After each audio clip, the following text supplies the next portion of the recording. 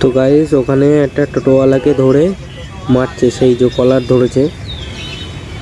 তো টোটোওয়ালাকে মারছে কারণ ওটা দোষটা তো টোটোওয়ালারই, মানে ওই চার চাকাটার সামনে এটা ফেলে দিয়ে মানে ভেঙে দিয়েছে একটা জিনিস। মানে টোটোওয়ালা এখানে দেখছে এত জাম আছে আর ওর এত তাড়া, ওখান থেকে মানে সোজা বেরিয়ে গেছে, মানে দেখে না, দাঁড়াতে বলছে ওর কোনো কথা শুনছে না। এখন ওর লাও এখন ভুলির দোষে মার খাচ্ছে এখন দেখো।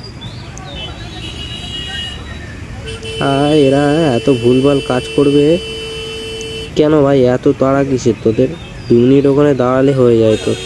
আরে আমরা ওখান থেকে দেখছি টোটোওয়ালাটার দোষ, কিন্তু কিছু করার নেই, কিছু বলতেও পারবো না আমরা, এখন মার খাচ্ছে এখন। এই সামনে এই বাঁদিকের চাকার ওখানে ওই যেটা সামনে মডগার্ড মতন আছে, যেটা ভাইজারটা পুরো মানে নিয়ে চলে গেছে, ভেঙে গেছে পুরো। হ্যাঁ দোষ আছে তো, তাই তো দেখছি। দোষ করে এখন পস্তাচ্ছে, এখন পস্তালে হবে? আরে এই গাড়িটা তো অনেকক্ষণ ধরেই আছে।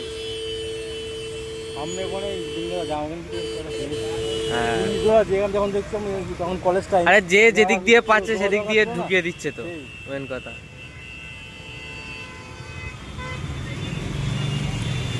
জাম যা হয়ে গেছে এখন ছাড়তে আর পারবো না।